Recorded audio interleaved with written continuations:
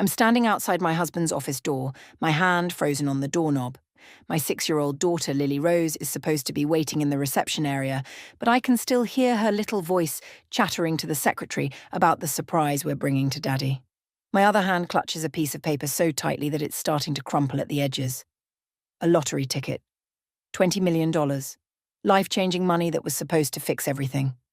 But right now, all I can hear through this door are sounds that are making my stomach twist into knots. A woman's laugh. My husband's voice low and breathless. The unmistakable rhythm of something I never imagined I'd hear in his office. Something that makes my cheeks burn and my heart feel like it's being crushed in someone's fist. I should leave. I should grab Lily Rose and walk away. But my feet won't move. My hand stays on that doorknob like it's glued there. Let me back up. This morning started like magic. I woke up at 6:30 like always, made breakfast for Brandon and Lily Rose, packed my daughter's lunch with the crusts cut off her sandwich just how she likes it. Brandon barely looked up from his phone during breakfast, which had become normal lately. He mumbled something about a big presentation at work and left without kissing me goodbye. Also normal. I told myself he was just stressed about money. We'd been arguing about bills more and more, his expensive taste in clothes, the fancy restaurants he insisted we go to, the new watch he bought last month that cost more than my monthly teaching salary. After dropping Lily Rose at school, I stopped at the corner store for coffee. The same store I stop at every Thursday morning. Old Mr. Patterson, who runs the place, always has a smile for me. This morning, he reminded me that the lottery jackpot had rolled over to $20 million. "Might as well dream a little, Mrs. Monroe," he said with a wink. "I never buy lottery tickets. It always seemed like throwing money away. But something made me pull out $5 from my wallet, my own money, from my teaching job, not the joint account Brandon monitors so carefully. I picked random numbers, birth dates, anniversaries, Lily Rose's lucky number 7. I didn't think about it again until I got home that afternoon. I was putting away groceries when I saw the ticket on the counter where I'd left it. The lottery drawing had been the night before. I pulled up the numbers on my phone just for fun, expecting nothing. My hands started shaking when the first number matched, then the second, then the third, fourth, fifth, all of them. Every single number. I checked 3 times, then 4. Then I called the lottery hotline with trembling fingers and read them my numbers. The automated voice confirmed it. "Congratulations, you are a jackpot winner. Please sign the back of your ticket immediately and contact." I hung up. My legs gave out and I sat right down on the kitchen floor, staring at this little piece of paper that had just made me a millionaire. $20 million. Even after taxes, it would be more money than I'd ever dreamed of having. My first thought was Brandon. How happy he'd be. How this would solve all our money problems. How we could finally buy that house we'd been looking at, the one with the big backyard for Lily Rose. How maybe with the stress of money gone, he'd be the man I married again. The one who used to hold my hand during movies and surprise me with flowers and actually listen when I talked about my day. I wanted to see his face when I told him. I wanted that moment of pure joy, where nothing else mattered except us celebrating together as a family. So I signed the back of the ticket with my full name, Claire Ann Monroe, and tucked it carefully into my purse. Then I picked up Lily Rose early from school, telling her teacher there was a family emergency. Not a lie, really. This felt like an emergency of the best kind. "Where are we going, Mommy?" Lily Rose asked as I buckled her into her car seat. "We're going to surprise Daddy at work with the best news ever." Her whole face lit up. "Is it about my birthday party? Did you get the Princess Castle cake?" "Better than that, sweetheart. So much better." She bounced in her seat the whole drive downtown, making guesses. A puppy, a trip to Disneyland, a new bike. Each guess more excited than the last. I kept glancing at my purse on the passenger seat, barely able to believe what was inside. The drive took 30 minutes through midday traffic. I'd only been to Brandon's office a handful of times in our 8 years of marriage. He always said he preferred keeping work and home separate, that it helped him focus. I respected that, even though sometimes I wished he'd invite me to company parties or introduce me to his colleagues more often. His building is downtown, all glass and steel, the kind of place that makes you feel small when you walk in. The lobby has marble floors that click under your heels and a security desk where you have to sign in. The guard recognized me from the few times I'd visited before. "Mrs. Monroe, nice to see you. Heading up to see Brandon?" Surprising him, actually. He'll like that. 4th floor, corner office. The elevator ride felt like it took forever. Lily Rose was practically vibrating with excitement, asking every 5 seconds what the surprise was. I kept telling her to wait, that we'd tell Daddy together. The numbers climbed slowly. 1, 2, 3, 4. The 4th floor was quiet when we stepped out. Most people were at lunch, I figured. The hallway stretched ahead of us, lined with office doors and framed corporate motivational posters. Success, innovation, excellence. The kind of generic words that don't mean anything but look good on walls. Brandon's office was at the end, the corner suite he'd been so proud of when he got promoted last year. His name was on the door in brass letters. Brandon J. Monroe, Marketing Director. My heels clicked on the floor as we walked. Lily Rose's little hand was warm in mine. I was mentally rehearsing how I'd tell him. Should I build up to it or just blurt it out? Should I make him guess? That's when I heard it. At first, I thought maybe he had his office door open and someone had their radio playing. But as we got closer, the sounds became clearer. A woman's voice, breathless and laughing. Brandon's voice, saying things I'd only heard in our bedroom. The rhythmic creak of furniture. My feet stopped moving. My whole body stopped moving. Lily Rose tugged on my hand. Mommy? Why did we stop? I couldn't answer. My brain was trying to make sense of what I was hearing, trying to come up with innocent explanations. Maybe it was a video on his computer. Maybe someone else was using his office. Maybe I was mishearing things. But I wasn't.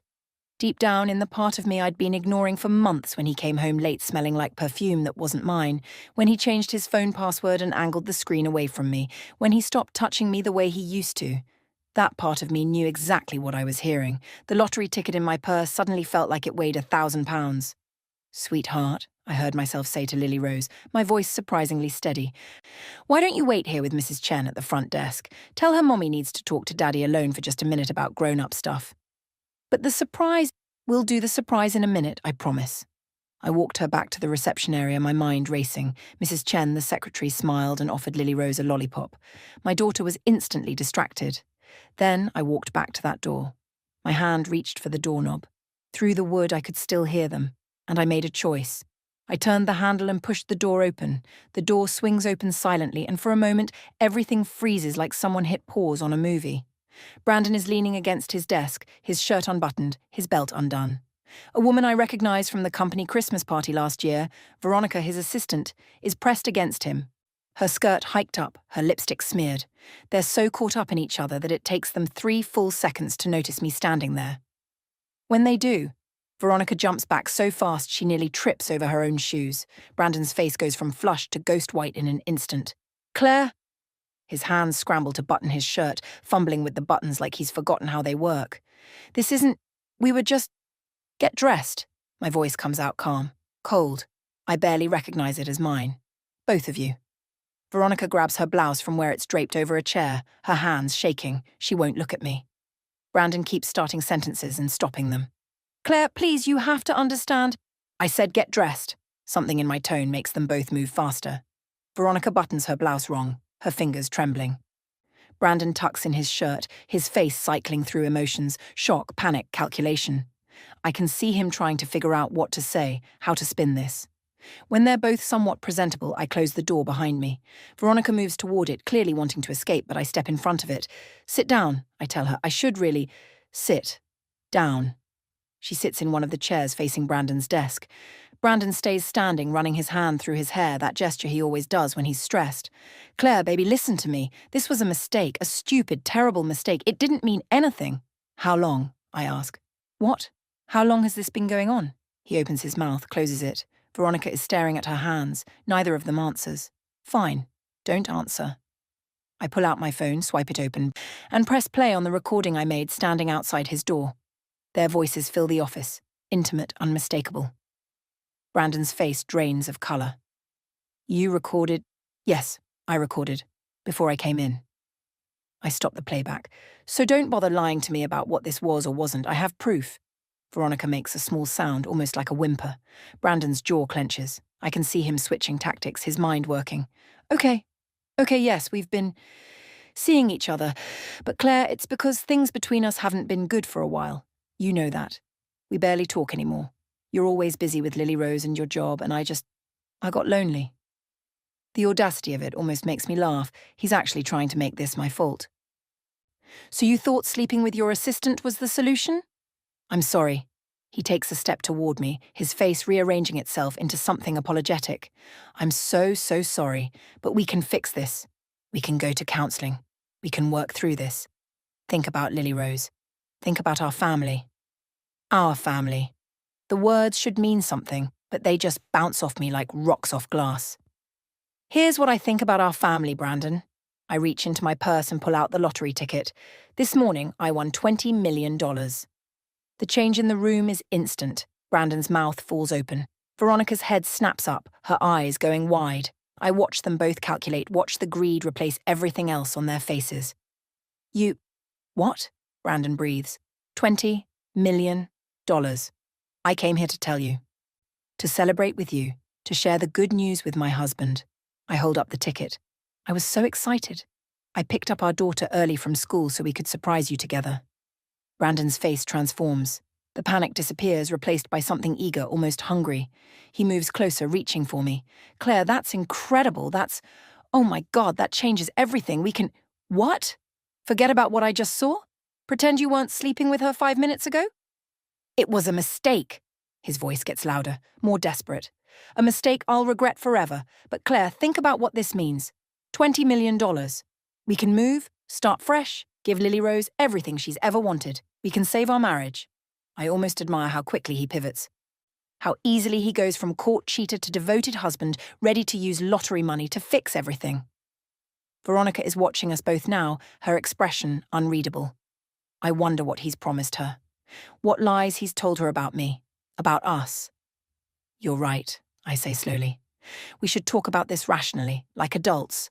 Brandon's face floods with relief. Yes, exactly. Let's go home, send Lily Rose to your sisters, and we can sit down and talk through everything. We can figure this out.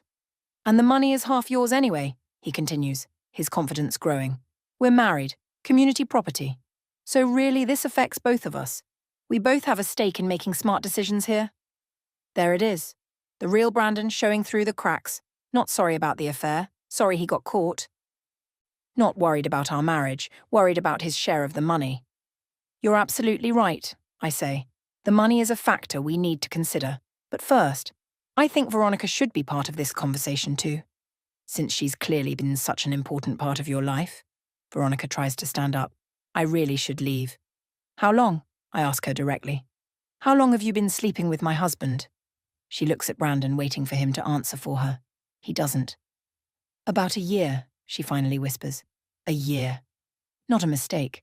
Not a moment of weakness. A year of lying, of him coming home to me and Lily Rose after being with her. A year of me being too trusting, too naive to see it.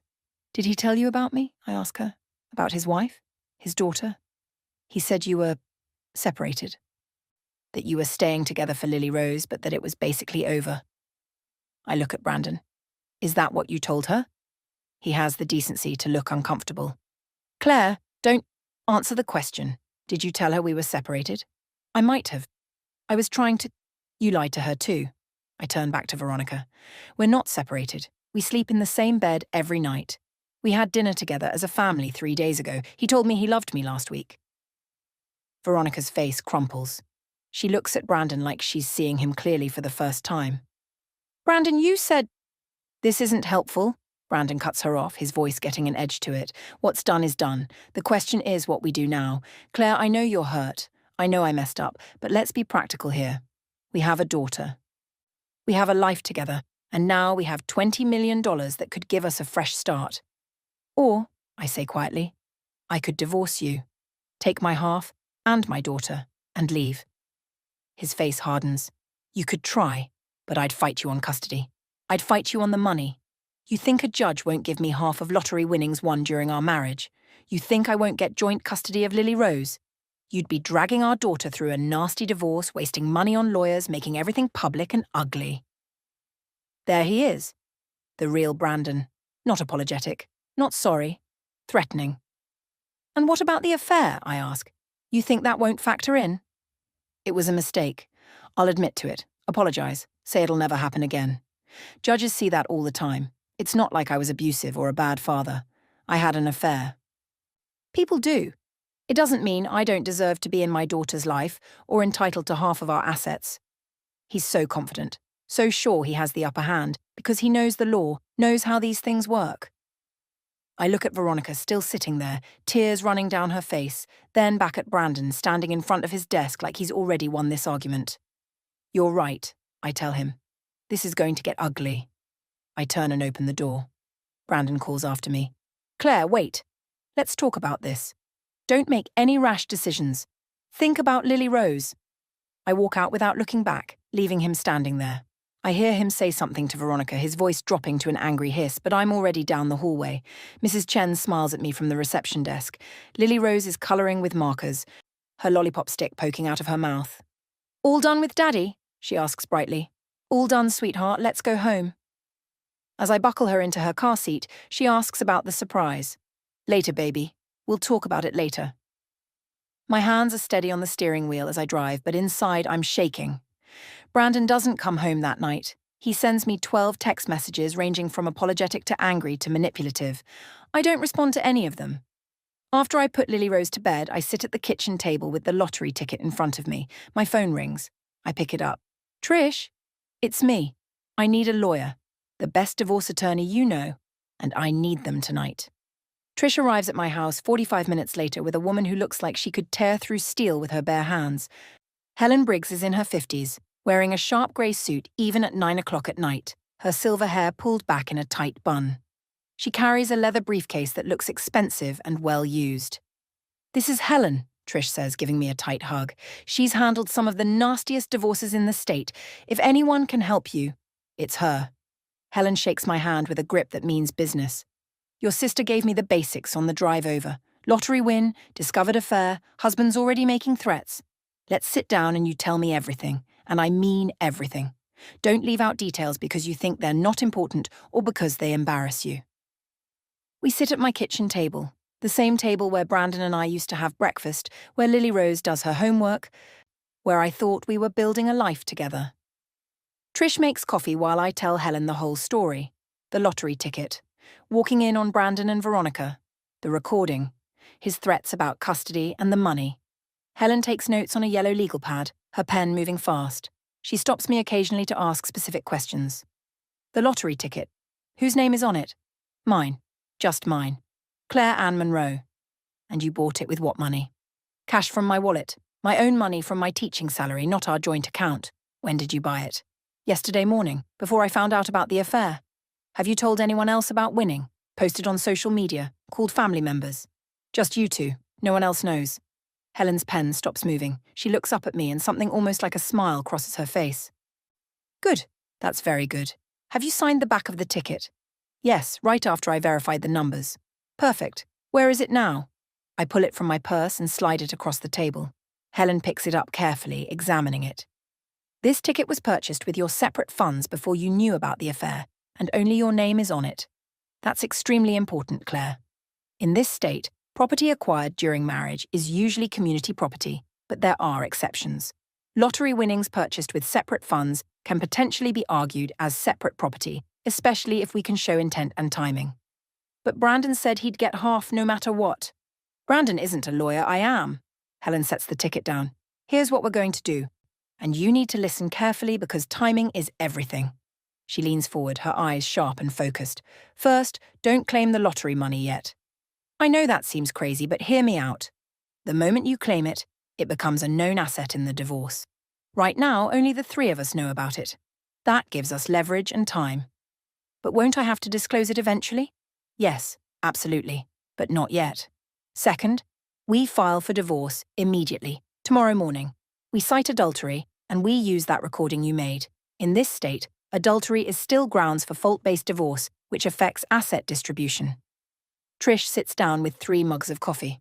What about the custody threats? He'll use Lily Rose to manipulate Claire. He'll try, Helen says. But a man who commits adultery in his office during work hours while his wife and daughter are coming to surprise him doesn't look great to a family court judge, especially when we have proof. We'll also document every threat he makes, every attempt to manipulate or intimidate, keep all texts, all voicemails, everything. What if he finds out about the lottery ticket before we're ready? I ask. That's a risk. But here's my guess. Brandon's going to assume you'll claim it right away because most people do. He's probably already talking to his own lawyer about how to get his half. Let him make his moves thinking he knows what you're doing. Meanwhile, we build an airtight case for why those winnings should be considered your separate property. Helen flips to a new page in her notepad. Now, tell me everything about your marriage. Every financial detail, joint accounts, separate accounts, debts, assets, who paid for what. Every piece of property in both your names. For the next 2 hours, I tell her everything. The credit cards I didn't know Brandon had opened, the expensive dinners and clothes he bought, how he always insisted on managing our finances because he was better with numbers, how I gave him access to my teaching salary to deposit into our joint account each month, keeping only a small amount for personal spending. Helen's expression gets darker as I talk. He's been controlling the money, she says. It's not a question. Classic financial abuse. You had no idea what was really going on with your finances, did you? I trusted him. Of course you did. He's your husband. She writes something down. This actually helps us. Shows a pattern of financial control and deception. When did the affair with Veronica start? She said about a year. Do you have any proof beyond her admission? Just the recording from today, and whatever is on his phone, but I don't have access to that anymore. He changed his password 3 months ago. Helen taps her pen against the pad. We need more. Phone records, credit card statements showing hotel visits or expensive gifts. Your sister mentioned you're an attorney, Trish. Do you know any good private investigators? I know the best, Trish says. Get them on this tomorrow. I want to know everywhere Brandon's been, everything he's spent money on, every interaction with Veronica we can document. If this affair has been going on for a year, there's a trail. My phone buzzes on the table. Brandon's name lights up the screen with another text message. Helen picks up my phone before I can. May I? I nod. She reads the message aloud. Claire, we need to talk like adults. I know you're angry, but don't do anything stupid. Think about Lily Rose. Think about our future. That money could give us everything we've ever wanted. Don't throw it away because of one mistake. Interesting word choice. One mistake when it's been going on for a year. She scrolls through the earlier messages. He's cycling between apologetic, threatening, and manipulative. That's typical. He's trying to find what works to control you. Don't respond to any of these. In fact, from now on, all communication with Brandon goes through me.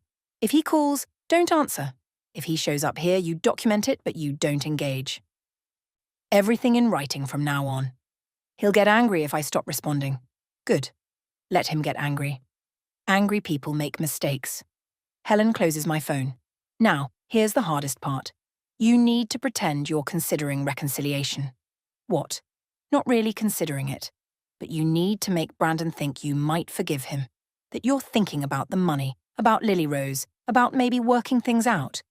You need to buy us time to build this case before he realizes how serious you are. My stomach turns. You want me to lie to him? He lied to you for a year, Trish says quietly. He's lying to Veronica. He's lying to everyone. You're just protecting yourself and your daughter. Helen nods.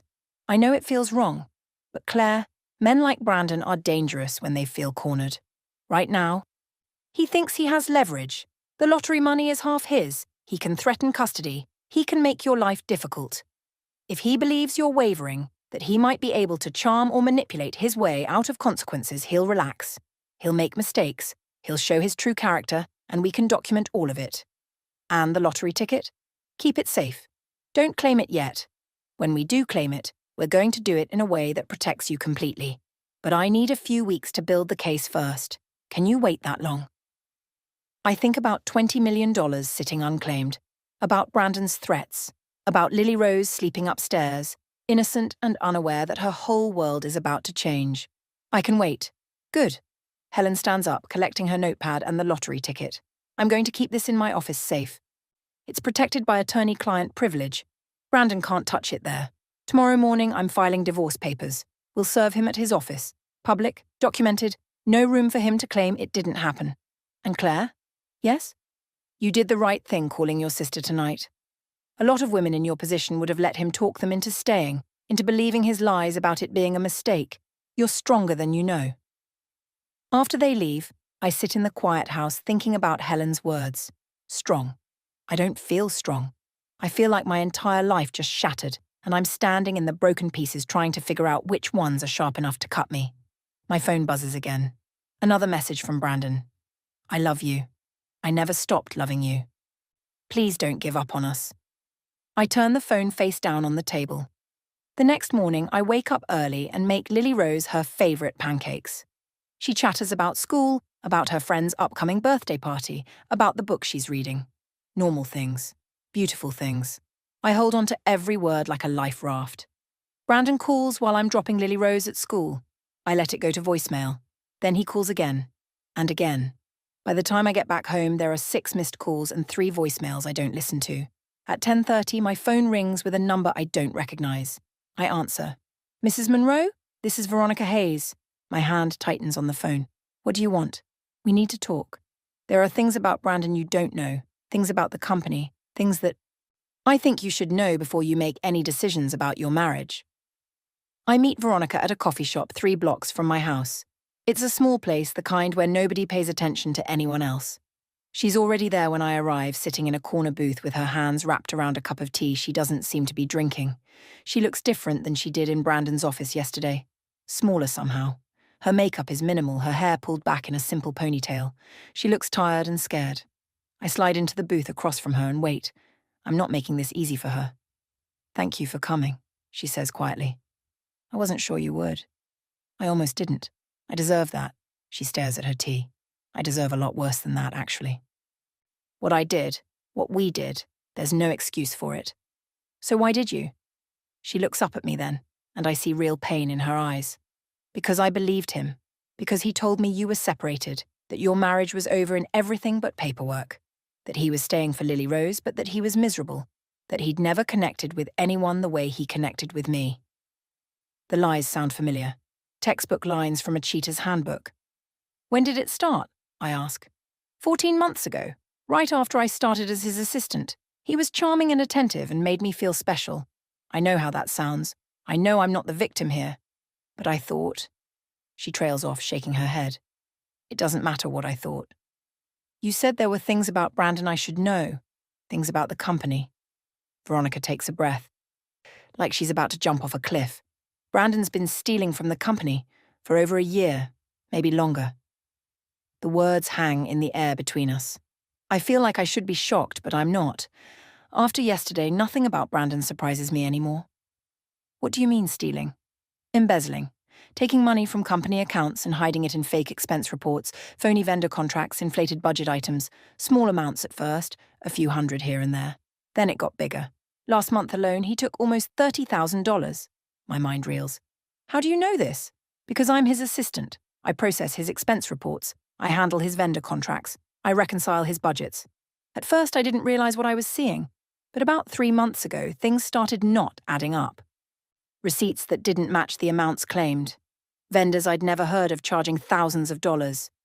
When I started asking questions, Brandon told me he was running special projects that George didn't need to know about. Sensitive marketing initiatives that required discretion. And you believed him? At the time, yes. He made it sound legitimate. But then, last week, George started asking me about some of the same things. He wanted to see documentation for certain expenses. That's when I realized Brandon had been lying to both of us. When I confronted him, She stops, her hands trembling around her cup. He what? He told me something big was coming. That he was about to come into money that would solve everything. That he just needed me to keep quiet for a little while longer, and then we'd be set. He'd leave you. We'd be together, and the money from the company wouldn't matter because we'd have enough to pay it back and then some. Ice runs through my veins.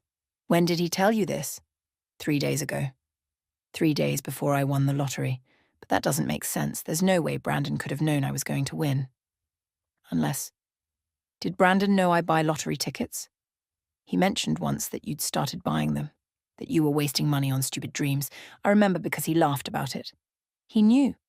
Not that I would win, but that I was buying tickets. And somehow, in his twisted mind, he was already counting on money that didn't exist yet. Or maybe he had another plan, another scheme I don't even know about. Why are you telling me this now? I ask Veronica. Yesterday you were in his office. Today you're confessing his crimes to me. She finally meets my eyes. Because yesterday, after you left, Brandon told me that you winning the lottery changed everything, that he needed to make sure he got his share of that money, and then he could pay back what he took from the company before George figured it out. He said you were naive and trusting, and that he could manipulate you into staying with him or at least not fighting the divorce too hard. My hands clench into fists under the table. He told me I needed to disappear for a while, lay low, that once everything was settled with you, once he had access to the lottery money, then we could be together. But the way he said it, I realized he was using me the same way he was using you. I'm not special. I'm not the love of his life. I'm just another tool he's using to get what he wants. Do you have proof of the embezzling? Yes. She reaches into her purse and pulls out a USB drive. Copies of everything. Expense reports, email chains, bank transfer records, fake vendor invoices, it's all here. I made copies 3 months ago when I started getting suspicious. I was going to confront him with it, but then he fed me that line about special projects and I backed off. I take the USB drive, turning it over in my fingers. This small piece of plastic could destroy Brandon completely. Why give this to me? Because he deserves it, because I was stupid and awful for believing him and sleeping with a married man, but I'm not going to help him steal from his company and manipulate you out of money you won. And because, she hesitates, because I'm scared of what he'll do when he realizes I'm not playing along anymore. Has he threatened you? Not directly, but yesterday after you left, there was something in his eyes. Something cold, like he was calculating how to handle me, how to keep me quiet. It scared me. I think about the Brandon I knew or thought I knew, and the Brandon who's emerged over the past 24 hours. The threats about custody, the instant calculation when I mentioned the lottery money, the year of lies to both his wife and his mistress. I'm divorcing him, I tell Veronica. I've already hired a lawyer. We're filing today. Good. You should. And you should use this. She nods at the USB drive. Show it to his company. Show it to your lawyer. Make sure he can't hurt anyone else. We sit in silence for a moment. Then Veronica speaks again, her voice barely above a whisper. I know I don't have the right to ask anything from you, but if there's any way, when this all comes out about the embezzling, I'll probably lose my job too. I processed those fake expense reports, even if I didn't know what they were. My career in this industry could be over. What do you want from me? Nothing. I don't want anything. I wanted you to know I'm sorry. For everything. You didn't deserve any of this. I stand up, putting the USB drive in my purse next to my phone. You're right. I didn't deserve this. But you made a choice to sleep with a married man, even if you believed his lies. That's on you. However, if you cooperate with my lawyer and provide testimony about the embezzling, I'll make sure she helps protect you from legal consequences. But that's all I can promise. That's more than I deserve. Thank you. I leave the coffee shop and sit in my car for 10 minutes, gripping the steering wheel, trying to process everything. Brandon isn't just a cheater. He's a thief, a manipulator, possibly dangerous. My phone rings. Helen's name appears on the screen. Claire, where are you? Brandon's lawyer just called. He wants to meet this afternoon to discuss terms of the divorce. He's already trying to negotiate the lottery money. I have something you need to see, something that changes everything. Can I come to your office right now? Of course, what is it? Evidence that Brandon's been embezzling from his company. I just met with Veronica. She gave me everything. There's a pause. Then Helen's voice comes back, sharp with interest. Get here now. And Claire? Don't tell anyone else about this, not even your sister yet. This is the kind of information we need to control very carefully. I drive to Helen's office, the USB drive in my purse next to the lottery ticket information, 2 pieces of ammunition that will blow Brandon's life apart. When I arrive, Helen takes the USB drive and plugs it into her computer. We spend an hour going through everything. Fake invoices, altered expense reports, transfers to dummy accounts.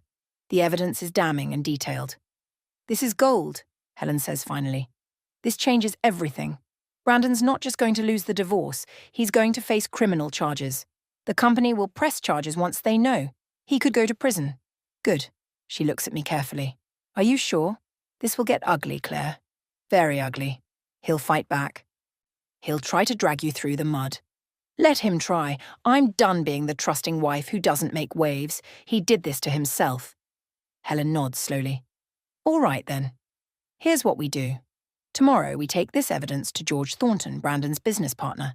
We lay out everything Veronica found. We let the company make their own decision about pressing charges. That happens independently of your divorce. And the divorce? We proceed exactly as planned. File today, serve him at his office. But now we have even more leverage. An adulterer and an embezzler doesn't get custody of a 6-year-old girl. He doesn't get half of lottery winnings. He'll be lucky if he doesn't end up in prison. My phone buzzes. Another message from Brandon. Claire, I'm trying to be reasonable here. My lawyer says we should meet and talk this through before things get out of hand. I'm willing to compromise on some things if you're willing to be fair about the money. Call me. I show the message to Helen. She smiles grimly. Don't respond. Let him think he's in control. Let him think he's the one making reasonable offers while you're just emotional and hurt.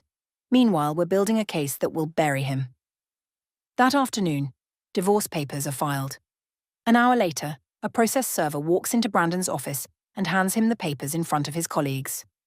Helen arranged for it to happen during a meeting, maximum visibility and humiliation. Brandon calls me 17 times in the next 2 hours.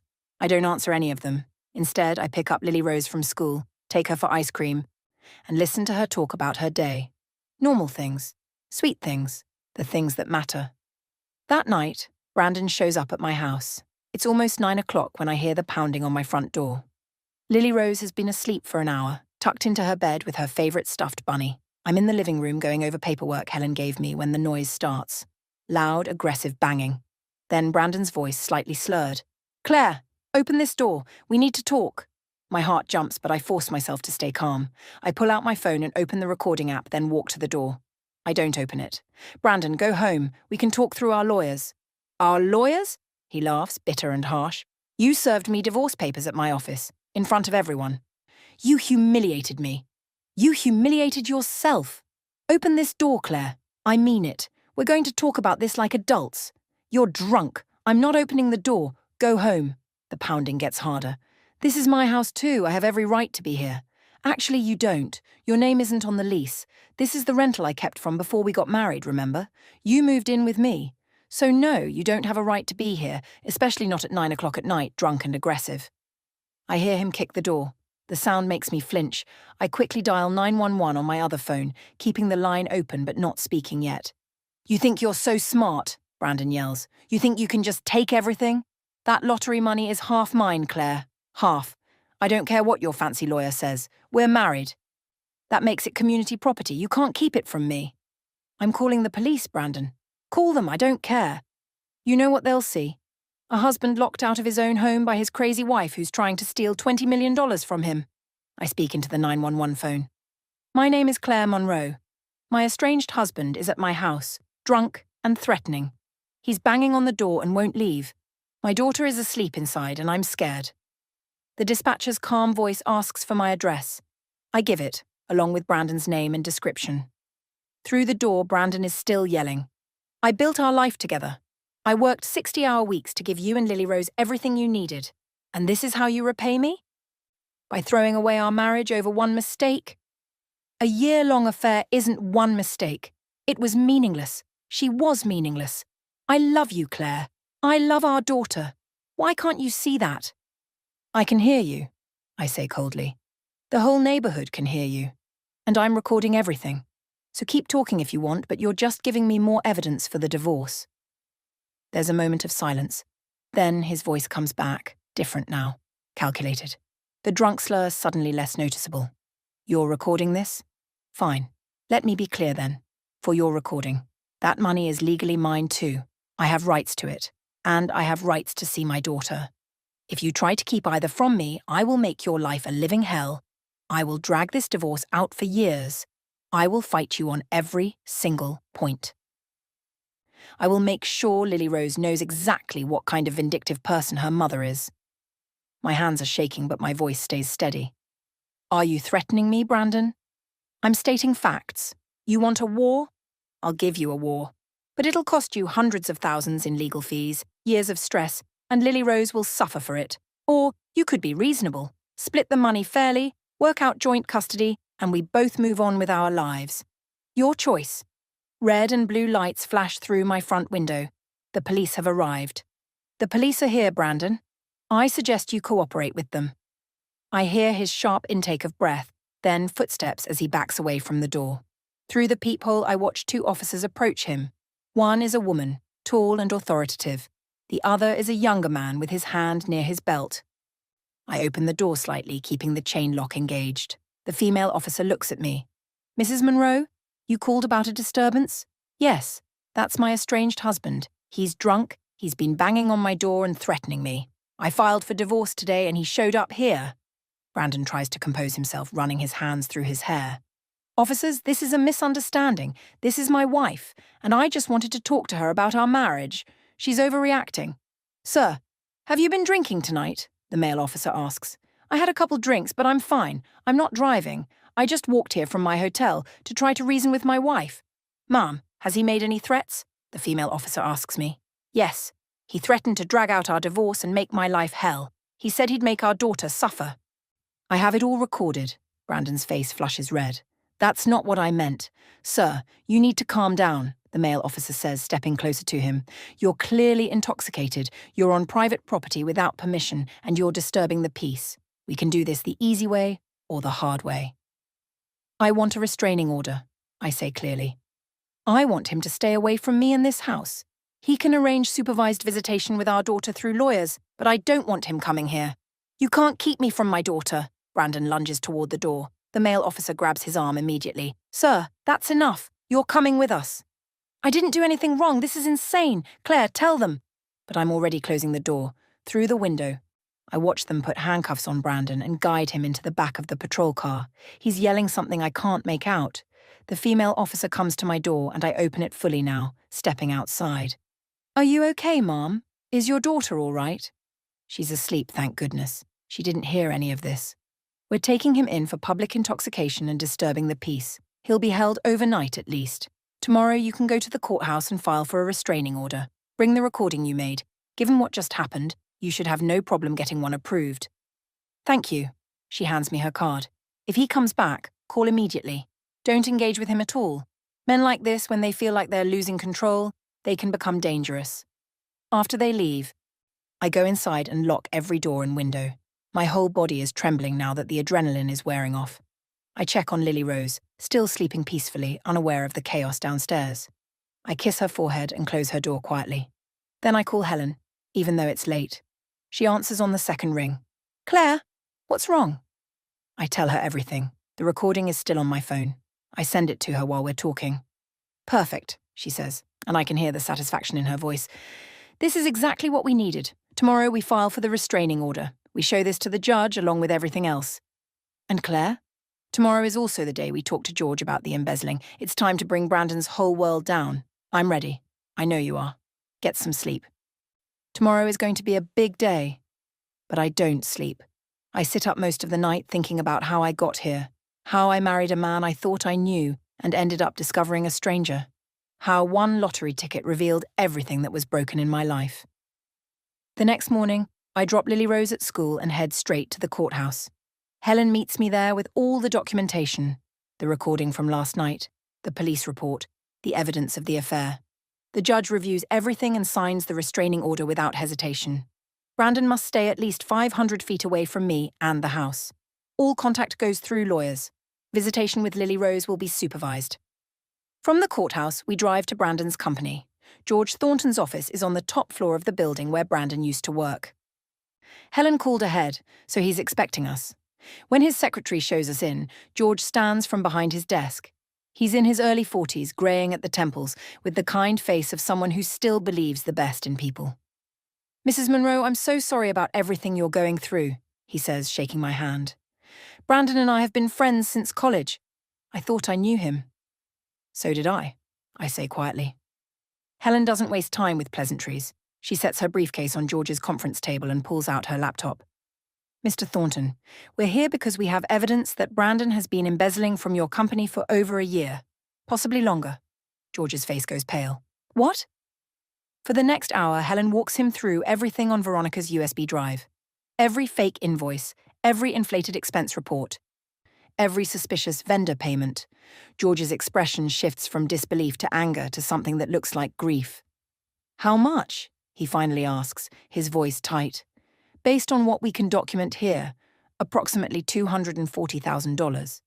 George puts his head in his hands. My God, we trusted him. We gave him access to everything. Veronica Hayes, his former assistant, compiled this evidence. She's willing to cooperate fully with any investigation. She didn't know what she was processing until recently, and when she confronted Brandon, he tried to cover it up. Where is Brandon now? He was arrested last night for public intoxication and disturbing the peace after showing up drunk at my client's home making threats. He's currently being held pending bail. George looks at me, and I see real compassion in his eyes. Claire, I had no idea about any of it. The affair, the embezzling, none of it. If I had known, you couldn't have known. He fooled all of us. Helen closes her laptop. Mr. Thornton, what you do with this information is your decision. But I'd strongly recommend you contact your corporate attorneys immediately and consider pressing criminal charges. This isn't just theft. It's fraud, embezzlement, and breach of fiduciary duty. I'll call them today. George stands, looking older than he did an hour ago. And Claire? Whatever you need from me for your divorce, testimony, documentation, anything, you have it. Brandon doesn't deserve your mercy. 3 days later, Brandon's company files criminal charges. The news hits the local business section. Marketing director charged with embezzlement. By then, I've already been to court twice more. Once for the preliminary divorce hearing, once for the custody evaluation. At the custody hearing, Brandon shows up in a cheap suit, his lawyer beside him looking uncomfortable. He's out on bail but clearly rattled.